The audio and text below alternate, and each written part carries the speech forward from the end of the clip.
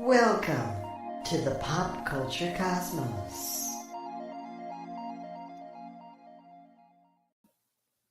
And we're back with another episode of the Pop Culture Cosmos. It's Gerald Glassford coming right back at you here for the Pop Culture Cosmos, Game Source, Inside Sports, Fantasy Football, and of course, the Lakers Fast Break. Truly appreciate you going ahead and checking out all of our great shows. And if you can, please give us that 5-star review wherever you get your podcasts. Plus, if you can subscribe. Subscribe today to the Pop Culture Cosmos so you get all our great shows, including the Super VS Gamescast, of course, when we talk about the state of pro wrestling, and of course, the Pop Culture Cosmos and PC Multiverse as well. And a big thank you, as always, 450 episodes. So many radio stations around the world are still with us after all these years. And it's for all of us to all of you saying thank you for what you do for us right here at the Pop Culture Cosmos. But it wouldn't be a Pop Culture Cosmos without my good friend, my compadre in crime, the man who helped me and along with me, but mainly him, because I've been riding his coattails now for 450 episodes, is a good man indeed. It is, of course, the mastermind behind the Happy Hoarder, Humanica Media, and 1/3 of the Super BS Games cast. I know that there'll be a lot to discuss because he's now feeling better, and I'm glad to hear it. I'm pretty sure, sure, he's feeling better. It is my good friend. It is Josh the Great Peterson. What's up, man? What's up? Yeah, I am feeling better. I gotta say, man, like either I caught two things at once or I got better from something and then immediately got sick with something else. And which is I guess part of the hazard of having 5 kids. You know, you never know which one of them licked a handrail at school that day and then came back and kissed you on the cheek or drooled on you or something. This is true. It's an advantage I have now, with 2 teenage girls, is the fact that, I only get the adult viruses from them when they go to their high school and college respectively. So, I Right. only get the adult stuff now. So, yeah, Yeah, looking forward yeah. to that. No, we're at this aquarium in Austin yesterday, and they have these like you can not jump up, but you can like climb up and look down at the fish and pet them, through the water. And like my 2-year-old, just for some reason, she just sits there and she goes, "Oh," and then she puts her tongue out and licks the rail. I'm like, why? What is the why? What is the reasoning for this? Why do you need to do that?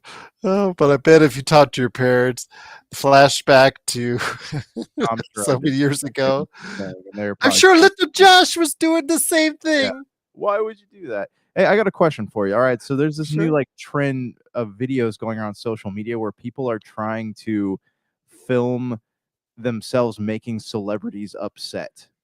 And it's all because they're like, "Oh, look at my video, so and so is a jerk. Look at all these views I can get." There's 2 of them that caught my eye specifically. All right.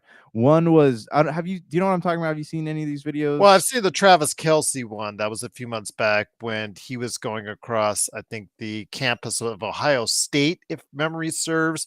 And there was a whole bunch of people. And then one specifically was harassing him and doing, talking about, of course, Jason Kelsey, his brother's girlfriend, Yeah. Taylor Swift. And that, got him mad. He slammed the phone down, et cetera, et cetera. And, but yeah, I pretty much know I didn't know it was a trend. I know it's something that again we've seen over the course of periods of time. TMZ, basically, people are going ahead and like Daredevil, Yeah. vigilantes. This in his case, it's vigilante TMZs. They want to be TMZs so they can get their clicks on TikTok. It's essentially what you're saying. Yeah. Yeah, exactly. It's just like the Kelsey video. But okay, so there's two more that I've seen recently that have stuck out to me. One is Bam Margera at a skate park, right? The guy's just sitting there minding his business, skating. He's out of rehab. He's just trying to turn his life around. And this kid is sitting there just like poking at him and taunting him and trying to get him to pop off at him. And it has a ton of views, but also like there are people actually standing up for Bam in the comment section, like, hey, the guy's trying to like turn his life around. Stop trying to provoke him into a reaction that's going to make him look bad. And I'm like, yes, exactly. And then also there's there's another video that's titled Bill Murray is a jerk, and it's because this kid walked up to him with his camera rolling, and he jams his foot down on Bill Murray's foot, and Bill Murray like snaps at this kid, and he was pissed, man. And everyone in the comments like, yeah, I always knew Bill Murray was a jerk because you made him act like that. Like, why are you doing this? What is the matter with people, man? Like, social media has become an absolute wasteland of human trash. You know, like it makes no, and it ties in with our world, right? Because like we talk about pop culture all the time, and when you're trying to make someone an icon, someone that people look at highly, turn into these monsters for headlines. Like, where exactly are we going now? I agree with you. It's not. I've always had a policy when I've interacted with celebrities, and I have both in Las Vegas and my time in Los Angeles, have interacted with celebrities, and I just, they're just real people to me. They just put their pants on same time, one leg at a time, just like I do. Well, I think, anyways. Some people may jump into it, but if you do, you can do that. You're athletically gifted. But I'm just they're just people. They just want to be respected and move on. If you want to say great job on this show, I'm sure they said fine and that's it. But yeah, like I saw an interview earlier this week with Kevin Owens from the WWE. He says, don't follow us at airports because we know that if you want autographs, you're probably just trying to resell them on eBay and you're harassing us and all that stuff. And he goes into how they wait for hours or they track the flights just to go ahead. And yeah, I mean, if that's what you spend your life doing, you need to readjust your values. If you're looking for just clicks and stuff like that, yeah, our show's looking for always for clicks or stuff like that. But I'm not really want to go ahead and and Harassing and people for them, harass people to do it. Yeah, if I have to go ahead and harass people to do it, attention. I have a lot of Lakers Fast Break followers and audience members. Most are really awesome to deal with. Yet there's always some trolls each and every time out that just want to troll the entire time, and they get shocked because most of these channels don't want to deal with them. Yeah. Then there's our channel at the Lakers Fast Break where we troll the trolls for 2 hours, and then we at the end of the 2 hours we tell them, why did you want to get reamed for 2 hours in the first place? It's beyond us. But the lady from the White Lotus that TJ and I talked about, that because of all the big numbers that the White Lotus did, Amy Lou Wood with her overbite. Everybody is clicking and saying a lot of things. SNL just did a spoof on her, but a lot of people are harassing her regards to her overbite. It's again, it does it step over the line? In some cases with the SNL spoof, it is what it is. But with some people just out there, just getting clicks or whatnot, trying to harass her or talk about her overbite and in so many great details. I mean, she's had this forever. It's been there forever. Yeah. I mean, if she wants to get it fixed, let her make that decision. But yeah, it's just like you said, when you go harass these people in public, uh, there's just no reason for it. I mean, would you, if you had gained that level of celebrity? I understand it comes with the celebrity, but if you've gained that level of celebrity, let's say the pop culture cosmos gets a mega huge by 500 episodes. Do we want that kind of people harassing us to going, on a daily basis? I don't think I want that. I don't think I want that. I mean, with the Lakers Fast Break, I have some semblance of notoriety. I do have people give me a shout out in public, and I do acknowledge them, and I appreciate that. That I do. If you're treating me in a positive manner, I'm more than happy to go ahead and meet and interact with you. But if you send me stuff like a letter that was sent to me, both me and Joe the other day, I'm not going to waste your time. You went out of your way to find my home address to go ahead and speak your mind. Really? This happened? Yes. Oh my God. When you could have just emailed it. Yeah. That's harassment. That is harassment, and I won't deal with it and won't tolerate it. And I understand just to the smallest detail about what they're talking about, how bad it is. But yeah, I get you, man. I absolutely get you that just for clicks and views. It's just a shame where we're at as a society. I know, man. It's like there's a point in time early early or late 2000s, right? When people absorbed media like this in a positive way. Like people got Mhm, obsessive, but it was all in a positive light. But now it's like 90% of the stuff out there is just so stinking negative. And mhm, it's no wonder that you look at surveys and people are like, "Oh, I don't want to," young kids are like, "I don't want to have kids, when I get married or whatever, because look at how dark the world is. I don't want to raise them in this world." But that's the reason, man, because kids are sitting here absorbing stuff like that through social media. And it just makes everything seem so dark and hopeless. exactly. And I know my teenage daughters have expressed to me a little bit of that, and I am concerned, and I want to try to provide a good life for them and hopefully guide them into having a good life themselves. And it's hard when they come to you and they tell you about some of the stuff that they interact with or see on social media, and it's just like I don't know what to tell you. The only thing I can tell you is maybe social media once had such great promise to do such great things Yeah. and has been totally turned on its head for mostly negative things like you said, and it's a shame because the world of social media has the power to do good, but in a lot of cases also has the power to do bad as well. Yeah. Yeah. Yeah. It's crazy. uh, on that cheery note to start off with, it is of course the pop culture cosmos, but before we hit the first break, I did want to mention to you, my friend, thoughts on something that has done well through the positivity of social media. Chicken jockey aside, which is still theater owners are like, okay, theater owners, they've been begging for something all year long, Josh, here in the States. Begging, begging for a movie to connect with audiences. Finally, due to the power of social media, one does. These kids, whether they're shouting the chicken jockey or they're messing up entire theaters because of it, they're getting it, but then they got to get everything else that goes along with it as well, because Minecraft did have a good hold, not a Marvel Cinematic Universe hold, like a 60 to 70% drop, but it wasn't a Super Mario Brothers hold, like 35%. It was in the middle, like 50%.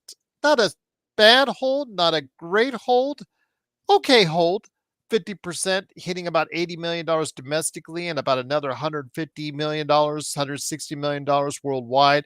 It looks like it's going to go over the $500 million mark. A billion is still up in the air overall, but it's still a financial success and very much needed when we're going to go into, because I believe Warner Brothers is the distributor for this film. Hmm? And I believe that they, after some of the earlier failures that they had, they're finally on a roll, as we'll talk about with another show that they had on their Max channel coming up here. This has really helped them out immensely, Josh. Okay, so I text you about this during the week. Like it did like 30 million on a weekday. Like Yes. that is astounding. And we've said this before. The It rules. wasn't a holiday weekend. It wasn't a holiday No, weekend either. no, not at all. The rules of movie box office numbers do not and reviews, just all the rules. Take all the rules for this movie and just throw them away because nothing applies to this movie. Like this movie Yep. is it's invincible and it's got cheat codes and it's just like you cannot touch this thing. And yes, I do believe that it's going to cross $1 billion at some point because I mean, it's you look at the movies that on a weekday, typical weekday, nothing seemed to be crossing 300 400. Yeah, no, sorry, Mhm. what am I trying to say? Like $3,000, like 3,000 Mhm. 8,000 somewhere thereabouts. But Minecraft was like consistently in the millions of dollars,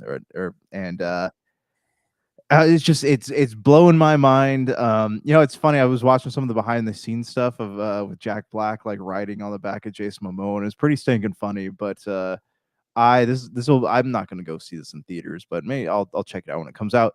But yeah, you're right. So when I was in high school, right, and like a big event movie came out, Pirates of the Caribbean, Iron Man, whatever. The worst we would do to the theater is take a beach ball in there and just start smacking into the air, right?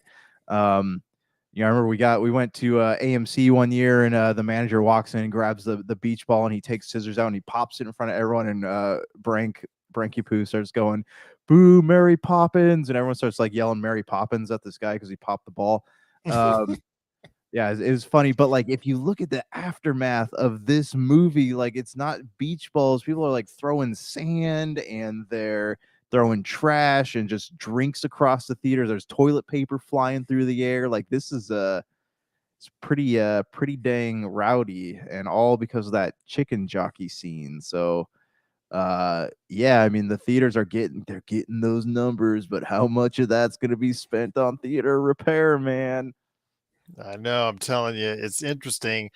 This is the weekend, Josh, numbers wise, that I thought it would do originally, because it was, the estimates were gearing towards $80 million. The last articles I saw before that weekend was saying that it was going to do around $80 million, and it totally blew those numbers out of the water, because this was not a movie that people pre-ordered Yeah. like normal Marvel Studio stuff and whatnot. This was something that people just went to. They just decided to go. And like you said, the power of social media saying you got to go check this out, I think really did its favors. And we talked about the negative side, the positive side has been obviously for in the way of getting much more of an audience than I think it probably would have done without social media in the way of Minecraft, my friend. Yeah. Yeah, it's this is a movie that's this is, I guess you could even call this like an event film, right? Like we talked about this movie before it came out, and neither of us thought that it was going to be anything worthy of note. You know, just another video game movie theater that It comes out. looked like bad CGI Yeah. with Jason Momoa in a pink jacket. Yep, and Jack Black. So you're like, oh, this movie can't possibly do very high numbers, but this could be very well be Jack Black's highest grossing movie of all time. Jason Momoa, I I don't think he crossed $1 billion with Aquaman, didn't he? If I remember and correctly. he's with the Fast and Furious. That's right. Was it with 10? No, he didn't do a billion with that one. So I'm gonna say that yeah, you're probably right with the Aquaman, the original Aquaman. Jack Black with Super Brothers. I don't think it'll hit 1.3 like Super Mario Brothers has done. I don't think it'll do Right, that. I think it'll right. do if it just hits 1 billion. I think that'll probably be the highest it does, Yeah. or just thereabouts, because the fact that there's a gap between what Super Mario Brothers did in its second week as opposed to Minecraft did in the second week. So I really think that though $1 billion is still a very big success for this film. It is domestically the biggest movie of the year already. $550 million domestically, from what I just read on Variety, is the estimate so far coming out of the weekend. So absolutely a big success. And for Warner Brothers Discovery, none too soon, my friend. Yeah, yeah, it's definitely needed. On the note of Warner Brothers Discovery, I saw there's a lot of talk going around about that Power Ranger documentary. Have you heard about that? I've heard little bits of that. I've also heard so last week about the one of the original writers apologizing for what went on with the casting, and Yeah, how it was the very racial cast. Yeah, yeah, yeah, but let's just say they were tone deaf in their casting, yeah. as far as how they casted which color to which individual. It, Yeah, there are no coincidences there. That was all on purpose. But okay, so I haven't had a chance to watch it yet, but I did read an interview where like I guess Walter Jones that played the original Black Ranger, they interviewed him and they were trying to like get him to be like enraged about it. And he's like, yeah, he said, yeah, it was tone deaf, and like they could have handled that situation better. But he also goes like, but hey, I was the first black superhero for kids, and I started thinking like that's I mean, you did like you helped you're a hero to an entire generation though of kids of yes, every color. So I mean, it's I don't they're painting the show in its entirety in a very negative light. And I don't think that the kids who grew up watching it are gonna be, are gonna really look at it that way. I don't know. yeah, I but haven't watched the documentary. I could be wrong, but yeah, it's I don't know. I'm curious if they have any footage before the young lady who played the Yellow Ranger. She passed away in a car accident, I believe, in the early 2000s. So I wonder if they ever found any archival footage of her talking about that.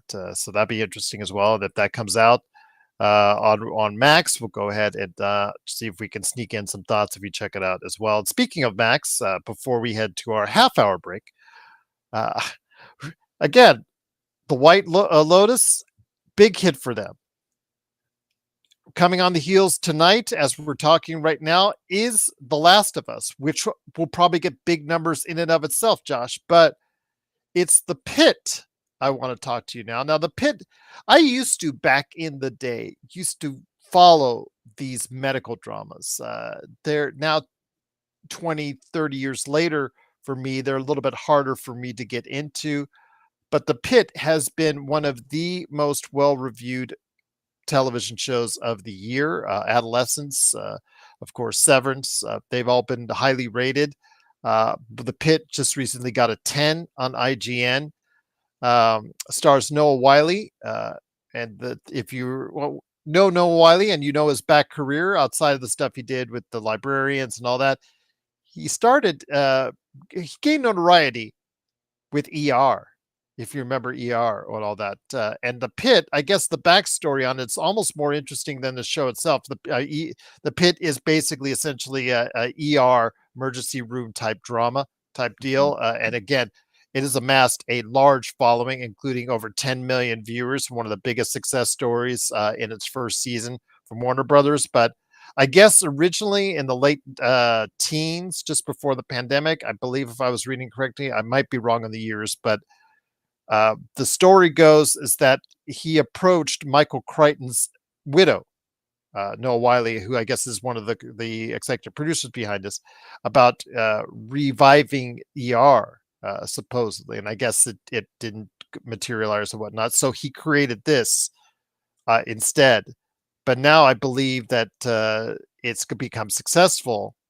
I believe from what the story goes. Again, paraphrasing some of this here, so you have to forgive me if I'm not getting everything right. But the widow of Michael Crichton, who created the ER show back in the day, is now suing Noah Wiley, who was on ER there, about the Pitt. Or the Pitt, Because it's basically, I guess, the allegations is that this was supposed to be an ER revival, didn't happen, didn't materialize, didn't work out, and then now all of a sudden the Pitt shows up. I guess it's not based in the same city, I don't think. But yeah, your thoughts on this, my friend. It's funny how, it evolves from the original ER to where we are now with the Pitt. It's a drama-based emergency room medical show. I don't know how, after the tens and hundreds of shows that have been done since then, how you could even if they did talk beforehand and it didn't materialize, how you could still try to go ahead and seek, a lawsuit out of this, because there's so many. You could almost relate every emergency room drama shows to ER in some way. Yeah, I mean that goes. It's like the whole thing with Pal World, right? Like how what commonly used elements are you going to try to say they copied? But because I mean, by that standard, like House should have been sued also. So I mean, so I don't know. Everyone just wants a piece of the pie these days, I guess. Okay, so I have hold on. I have Weird Al Yankovic's "I'll sue you, I'll sue ya" back in the back of my head as you're saying. Right. Great song. So I'd seen not trailers, but I've seen like posters for this, and I saw an advertisement on Max for it. So I was curious about it. It looks interesting in the fact that every episode, the whole season seems to take place in one day. Like it's 24 again. From what it's if ER, sorry, pardon the pun there, and 24 had a baby. So yes, it does. It circles around a day in each episode. Yeah, that's interesting. All right, I'm gonna have to watch this one. I'm intrigued. My interest is piqued, and I want to know more. I just don't. I can't really see. I mean, if you're going to go after the Pitt, even if they did talk to each other beforehand about reviving ER, because Noah Wiley is from ER, it's so hard and so difficult to put that down. What I know St. Denis Medical is a comedy based ER show, why don't you go after it? That's on NBC. That's got its second season renewed. That's been a semi success out there. Or the one that was on the Fox with, that there's just, that was just recently on Fox or is still on Fox. There's just so many ER shows over the course of the years. If you know what I'm talking about, it's just, I don't know. It's just so vague. It would be just so vague to do. It's crazy, man. I don't know. I don't know how they are going to proceed to go forward with this and try to claim that they're They, ripping off they won't be ER. able to. I mean, it's all by those standards. Every medical show is breaking some sort of copyright of some form. I mean, and the same thing. Every crime drama out there, like this is really dangerous territory here. If a lawsuit like that can be successful, then who's to say what we're going to see coming out of the woodworks next? So I don't necessarily know, but also like people haven't had to have really protected their IPs until recently. Like we're just living in a world where everyone's suing each other now. Yeah, it's so weird how that people can think that they've got the whole gambit. Okay, I did a show back in the 80s, yeah, about an ER, and so I can go ahead and just pick and choose which ER shows that I'm going to go after or whatnot. Just seems crazy. And I again, I hope everything gets worked out for all parties concerned, but I definitely want to see how that works out. With, of course, the Pitt that is right now doing huge, absolutely huge numbers on Mac. I want to go ahead and say again, Max, it's just been a huge, huge win. I think up to 10 million viewers, I believe, is the last thing I've got as far as the note on that, because it has done such great numbers. In fact, let me go ahead and look it up right now. Yeah, 10 million views plus for the episodes. So it's obviously been a big hit for them on Max, and definitely looking forward to getting a chance to sit down and maybe catching a couple episodes. I just finished Black Mirror, so I might have some things on as far as time available to go ahead and check it out, but we'll wait and see. Of course, now we've got Andor coming up, and also as well, The Last of Us, Andor on Disney Plus, and The Last of Us, and I still have to finish off Daredevil on top of everything else. So definitely looking forward to going ahead and seeing what will be out there as far as all the TV we have to catch up. And that's one thing I'll leave this half hour with is that I really think in regards to streaming shows, I think the quality of streaming shows is getting so good. It is so much better than broadcast. I'm sorry for all those broadcast TV lovers, like one of my daughters and my wife.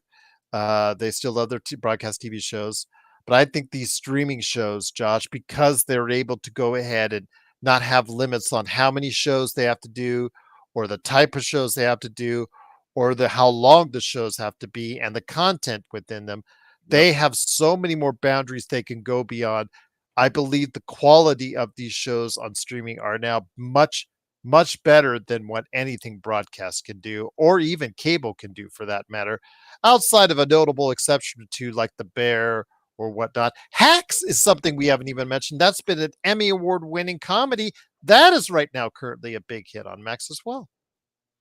Yeah. I mean, Max has a lot of good stuff going on it these days. I know I haven't watched White Lotus, but I've heard really great things about it. Even what's the family?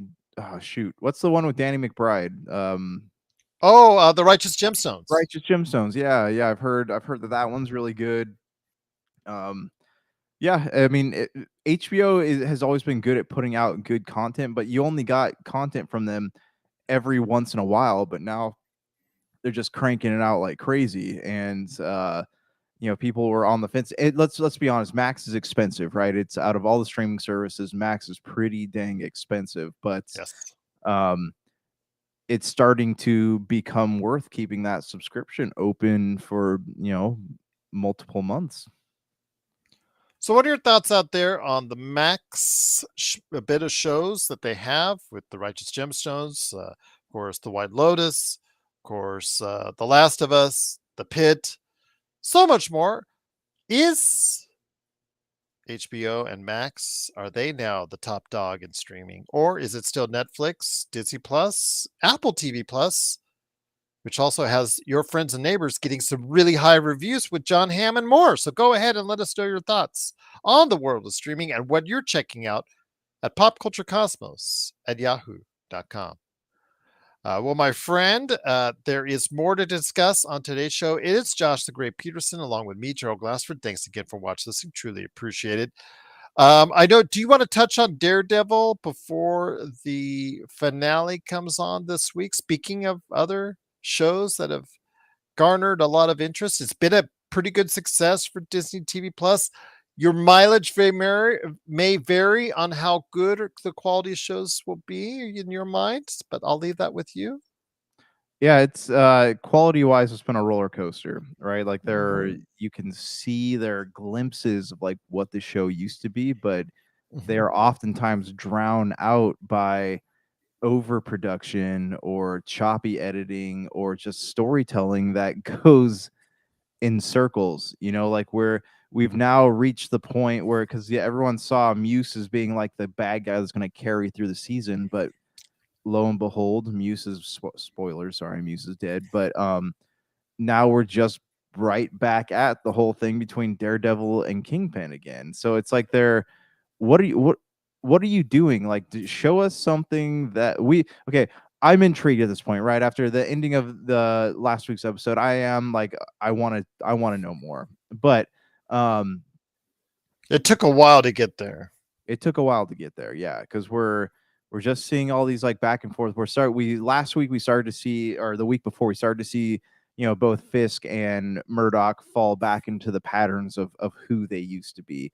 But like everything else, we've seen it before, right? We've seen obviously the lady that Matt's with is going to end up finding out that he's Daredevil. Um, Fisk and Daredevil are going to end up in some sort of confrontation. Bullseye is out hunting again. We don't really know the full scope of that yet. There's a lot of people theorizing, right, that Foggy is not actually dead because they talked about him being in season 2, and you already see set photos from season 2 out there, which makes me wonder, like, are we gonna get like the nice thing about the Netflix show, right, was that it's one, like the storytelling was so fast. It was fast and it was dark and gritty and it was good, but each season ended, right, like a novel in a series of books, right? It had a clear-cut ending. Is this going to be one of those things where like it doesn't end? Well, the thing is, I know that if you remember, they brought in the old team that did the Netflix shows after Kevin Feige didn't like what he saw out of the episodes that had been produced so far. And from what I'm hearing, I could again, I'm not 100% sure on this, but I believe from what reports on that about there, that the first and last two episodes were the ones that were done by the new team involved, and the previous ones with Muse and what have you were done by the previous group that was in charge of writing and producing those episodes. If that's the case, all right. Because us, the problem is some of those middle episodes, 2, 3, 4 episodes, 2, 3, 4 really had a problem because it just became so villain of the week or problem of the week, or something which again wake me up when you want to go ahead and do something constructive, which they're finally doing now. Because in the end, really what is compelling, what is really truly compelling about Daredevil is Daredevil and Kingpin. And I'm glad that they finally got rid of all this other stuff surrounding it and is finally focusing in on the things that people care about is those two. I'd like to see Punisher involved more. Daredevil, you could take or leave him, but you do need someone like him, or some, could have been Muse, could have been him, somebody like him thrown into the mix. We're now finally, with one episode left, starting to care again about what's going on in Daredevil. Yeah, yeah. But I mean, with like even with Daredevil and Kingpin, like how many times can you tell that story? It's been told three, 4 times now. So Mhm. it's But remember, it's a fairly new audience on Disney Plus. yeah, and I know Kevin Feige, like it's Marvel is a machine. Like everything, there's nothing is ever close ended with him. Like it's always how is this going to lead into the next thing? How is this going to lead into the next thing? And I don't think that we're going to get I don't think we're gonna get closure when it comes to Daredevil at the end of the season. No, and the other thing is, my Marvel fan of a daughter asked me is, why isn't this relating it to the Thunderbolts? And the Thunderbolts, coming in now, it's projected to do right around 70 or 80 million dollars, which is kind of soft for a first week in May Marvel release, if that's the case, and it follows those traditional box office rules. So we'll see how that's going to work out itself out. But why isn't Daredevil and or uh, Kingpin involved? Kingpin's the mayor of New York. Where Yeah. does all this happen with Bob, Right. aka the Century, in Yeah. New York? So I'm just like, hello, I thought they were supposed to close that gap between what goes on TV and what goes on in the MCU film part of it, and it Yeah. does not look like they're doing it. They're still segregating it, and for lack of a better term, excuse me. Yeah. And if that's the case, that still is a problem I have keeping those separate. They should intertwine those properties together, especially with Kingpin. I think is someone that is absolutely, his character Vincent D'Onofrio is a very viable film character. We've already seen Daredevil in the It's films yeah. in Well, Spider-Man okay. already. It's shoot. What did they say? There's someone asked this question in an interview with D'Onofrio, and he had said that it's a rights issue. He said that Sony still technically owns the rights to Kingpin, so Kingpin cannot, much with like the same situation with Tom Holland, right? Like there has to be special contracts made for that to happen, and it doesn't sound like that is going to happen. Just, you got to clear it up at some point. You just got to go to Sony and Universal and say, let's just clear all this stuff up right now and just go forward. Either make a Hulk movie on Universal or don't. Just give up the rights and move on. The same thing with Sony. It just we need to use our stuff freely, Sony, or not. It's just that simple. Want that Let's money, just try to man. work this out.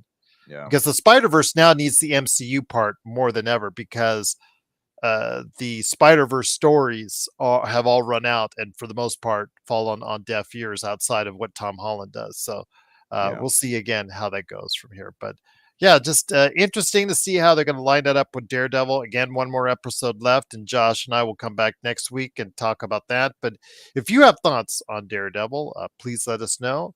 popculturecosmos@yahoo.com. Alan in the chat is asking, will Thunderbolts be better than Brave New World? I've got good vibes. I've I had good hope vibes so. on it for a while, but I what I thought would be good vibes on Brave New World, and obviously that was, I saw it, and you guys that have listened to us know my review of Brave New World, which is not that high, but there are other people that really like Brave New World, so I'm happy for them. I really like Thunderbolts. I like the vibe it gets. I like but then again, you have to really enjoy the Suicide Squad type format, because this is another Suicide Squad type movie. And the question is, does the superhero world need one more Suicide Squad type movie?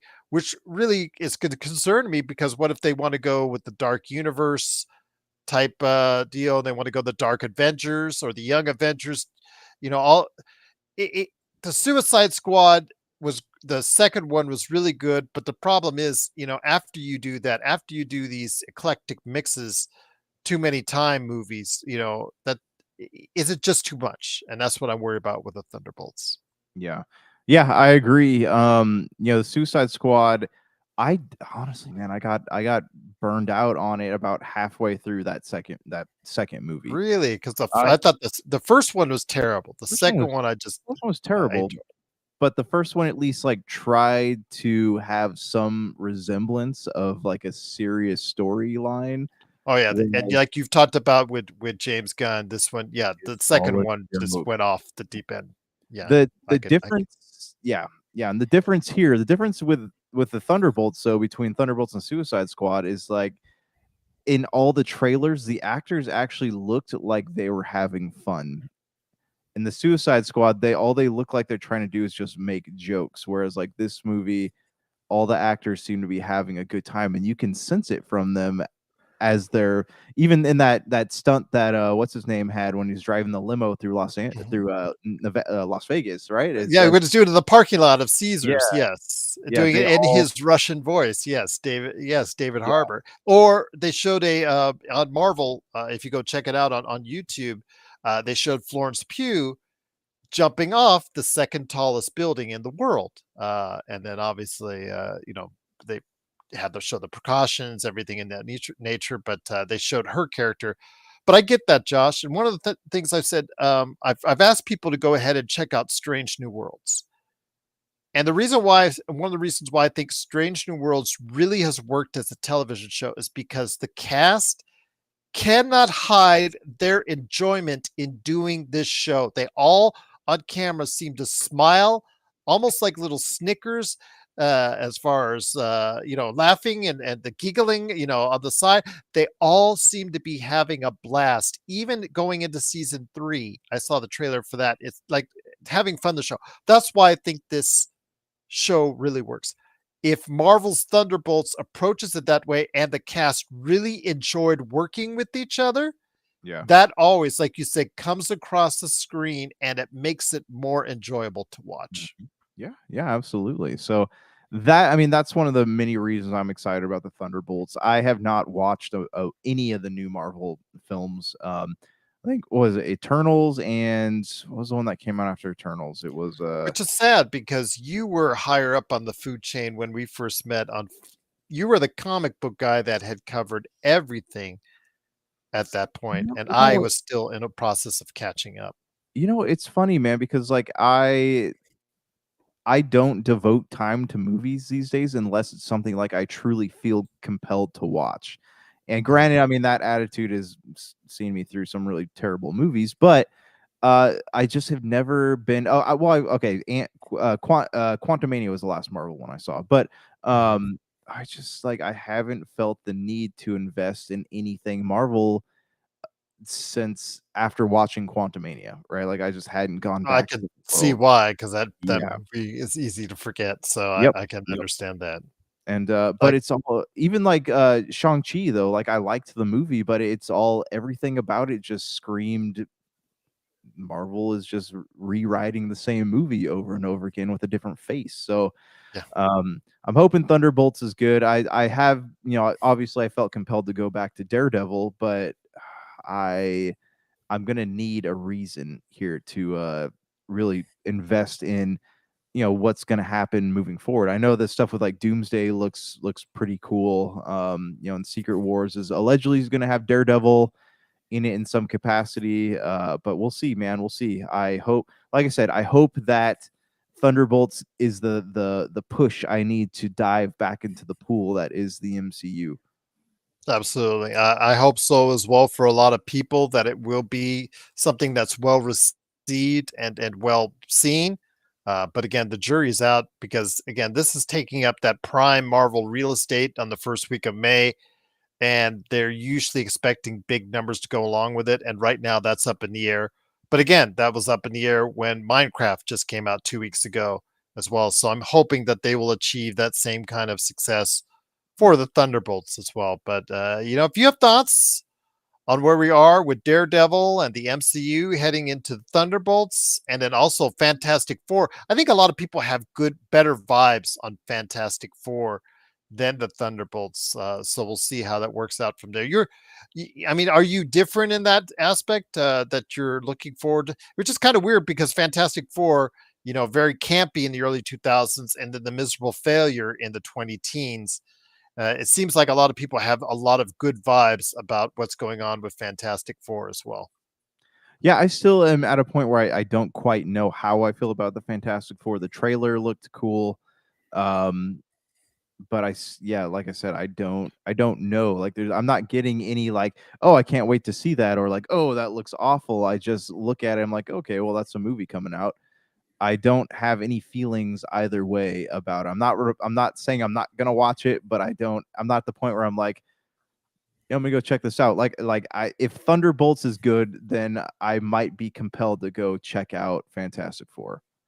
Isn't it interesting that the only, in all the trailers that we've seen so far that have been released, the only individual we have not seen their powers of is Reed Richards himself. Yeah, I wonder if they're keeping that close to the chest. But I am, I've heard that there's a lot of like variants of Reed Richards that he talks to, and I know like the original Fantastic Four guy is supposed to be one of them from the 2000 movies, Mhm. and what's his name? Jim from The Office is supposed to be one of them. Like there's supposed to be all these like cool cameos in there. So I'm hopeful, man. I'm hopeful, but I tell you, I honestly I was hopeful that with the multiverse, I know I've talked about this before, but that they would start create like another timeline for the Ultimate Marvel comics, because I think that those are like some of the greatest comic book stories ever told. But I don't think we're gonna get that. Yeah. Alan says Robert Downey to appear in the Fantastic Four. I would say at the end credits, Alan. End credits would be my guess. What do you say? What do you say, Josh? No, I said allegedly he's going to appear at some point. Yeah, my guess is that they'll mention him during the movie, Alan. But my guess is that you'll have to only see him or putting on the mask or whatever. You're just with the mask already. Probably not until the after credit scenes would be my guess on that. But that's just throwing that out there. They're not going to give that up too soon, but they will probably mention him at some point in time in the movie, and refer to him because remember it's this alternate universe than the 616 universe of Marvel. So something happens to that universe which has to force the Fantastic Four into the 616 universe. So we'll all try to sort this out, and hopefully it will all be sorted out in some form or fashion by the end of Fantastic Four, indeed, with Robert Downey Jr. Again, I wanted that to be a surprise. Would have loved to have been a surprise, but oh well, can't have everything when it comes to the MCU. But looking forward to it anyways. And if you are as well, please let us know. Popculturecosmos at yahoo.com. Before we head on out, about three last notes. Mythic Quest is ending on Apple TV Plus. It did get canceled. They are redoing the final episode of that season 4, to go ahead and make it into a finale. I think they had already something lined up if that was the case, and they because it was on the fence, I guess, for them. I could tell you from my watching Apple TV Plus for Severance, Mythic Quest debuted during the course of Severance, and it never cracked the top 3. I don't believe I never saw it above 4th place in the top 10, and I think that pretty much sealed the death note for a channel, a streaming outlet that has a limited number of shows to offer. So if it's not, I understand it may have not gotten past Severance, but if it didn't even get to number 2, if it didn't get it past Ted Lasso, which doesn't have any new episodes out for years, that'll tell you all you need to know. And despite the fact that they even had side stories that they put out in March, still was to no avail. But any thoughts on Mythic Quest? Again, a comedy, very highly rated, about the inner workings of a mythical video game company working on continuously on a video game. Any thoughts on Mythic Quest? That was the original, right? That was the original Apple show. I think that was the very first one to come on there. So very first series, I believe. Yeah. Yeah. So that's, I mean, they did they did it right. They had all these years to tell the story that they wanted to tell, and they're getting a chance to close the story. So I think that's what, as a show on a streaming service, what more could you ask for? Yeah, absolutely. So we will see what happens. Now it just seems with streaming shows, you're lucky if you're going to get 4 seasons out of it. 3 to 6, I think, is very lucky. And what we're seeing with Stranger Things, we saw it with Cobra Kai. We've seen it with some of these other successful streaming shows that they're going to be very limited on how many number shows. You will not. It's going to be even harder to see, I think, or it's going to be harder to go ahead and have these streaming shows get into the 10, 11, 12, 13 seasons like we've seen, of course, on broadcast that seemingly have over a dozen shows on broadcast television that have reached double digits in years and seasons. So we'll see what happens, though. But again, Mythic Quest is I believe this week, showing its new ending to season 4, which is, I guess, going to close out the series. So if you want to go ahead and check it out and let us know your thoughts, popculturecosmos at yahoo.com. But before we head on out, the last 10 minutes, Josh, 2 things I want to go ahead and touch on. Black Mirror. I did go ahead and check out Black Mirror. You have to get over one thing when it comes to Black Mirror, which I believe is the new Twilight Zone of its time, of its era. Even I know it's been out for over 10 years now, but it is to me the 21st century version of the Twilight Zone. Yeah, I know they remade the Twilight Zone. Actually, some good episodes there, but it didn't stick. This is the newest version, but you have to get over the fact that almost every single episode, Josh, is a comment on AI, and it always puts you like a near, almost all of them put you in a near future scenario or a near present scenario with advanced AI or VR technology of some type that allows whatever horror issue to come into play as far as that's concerned. If you get over that, yes, that sameness feel out of every episode, they are well acted. The first episode I really, really liked and enjoyed, about a couple after a tragic accident or a tragic illness, per se. Rashida Jones's character, she gets a new partial brain implant, as far as concerned, but the problem is that's on a subscription term basis, obviously a joke in and of itself to Netflix and other streaming outlets.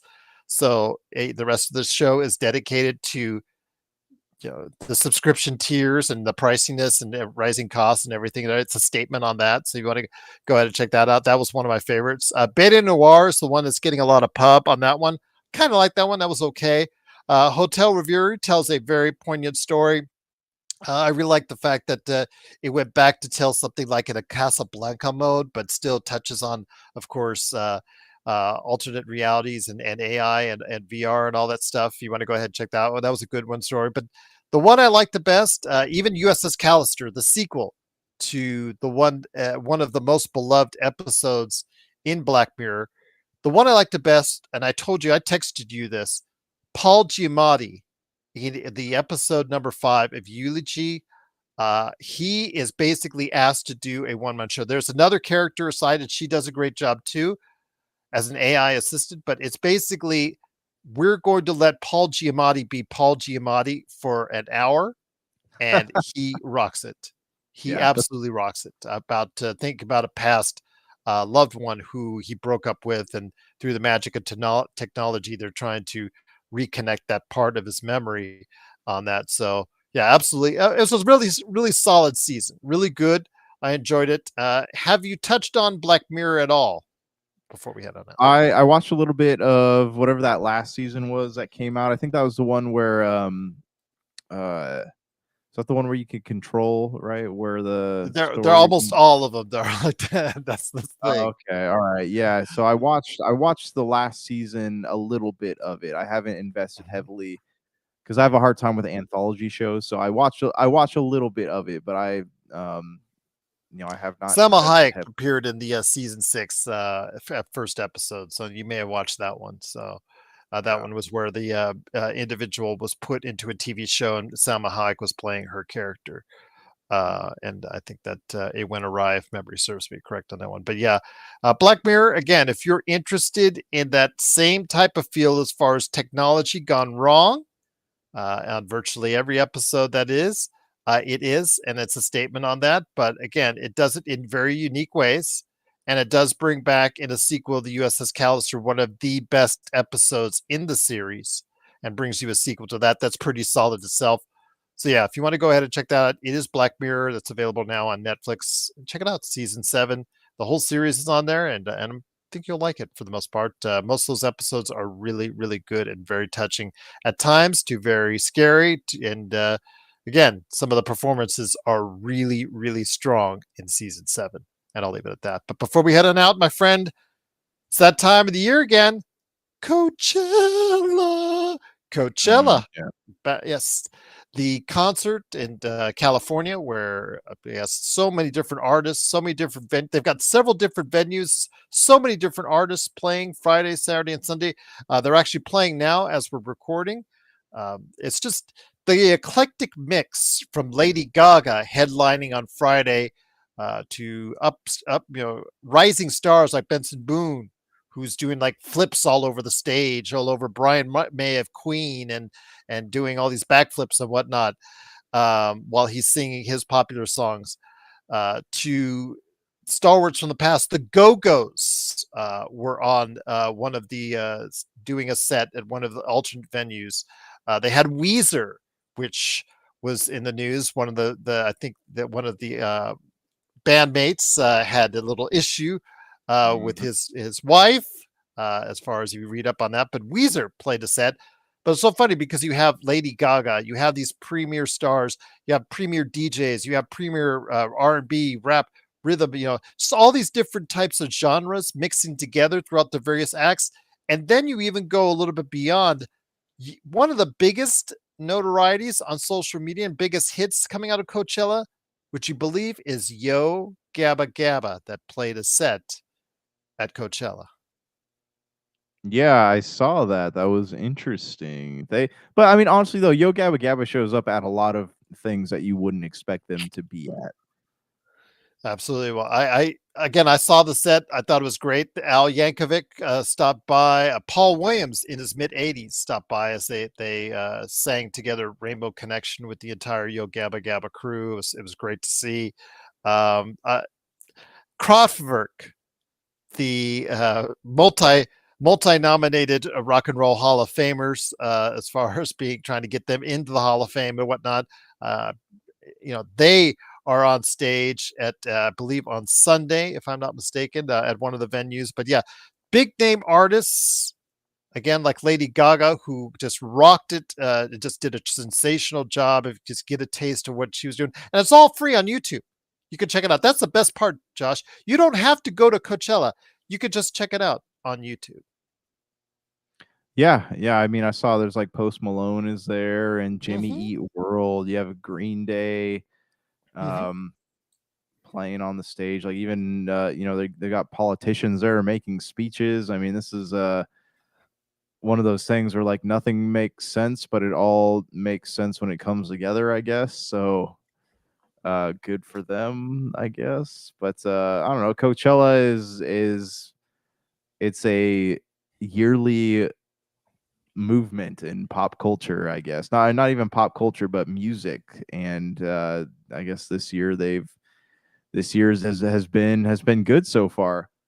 Yeah, really a lot of good notes. And again, if you want to see any of it and catch any of the acts in detail, Coachella channel on YouTube, they have it all. And you could go back and check out all the great performances there. There's, I think, over 40 acts. I stopped counting at 40. So I may be wrong on that, but I think it's more than that because there's 6 different venues as far as theaters, from large scale to smaller scale. So you can check out channels on each one within the Coachella channel on YouTube. So if you are into Coachella, who did you get to see and who did you want to see and who did you see at Coachella? Please let us know your thoughts. PopCultureCosmos at yahoo.com.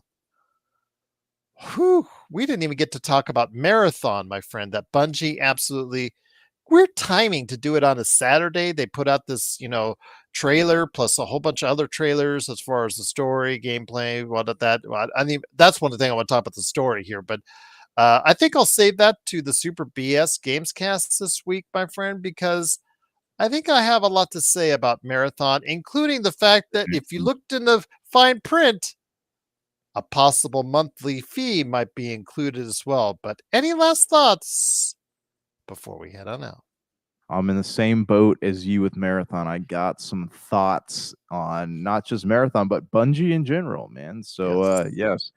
This is like when Empire Strikes Back ends and you're like, what happened to Han Solo? You're gonna have to watch the next episode to find out. But by the next episode, we mean the Super BS Games cast. I hope tomorrow. So yeah, tune in and you'll get to see the rest of this conversation.